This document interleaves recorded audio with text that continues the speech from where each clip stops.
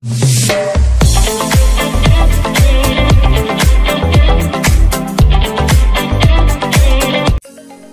అండి, welcome to hallmark properties and constructions అండి.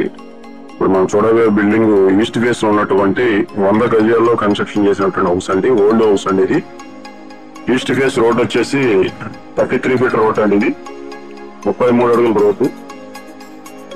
So ఇది ల్యాండ్ ఓనర్ గారు టోటల్ గా 100 గజాలు ₹1 కోటి చెప్తున్నారండి.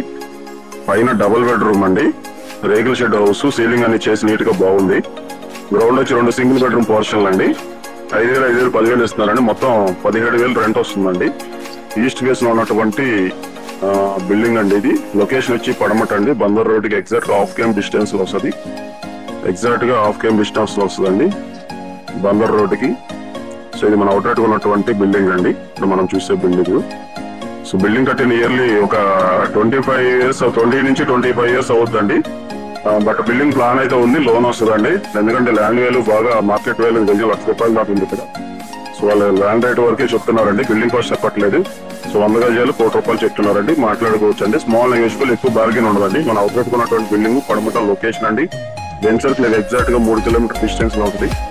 సో మన అవుట్లెట్ ఉన్నటువంటి బిల్డింగ్ ఇది.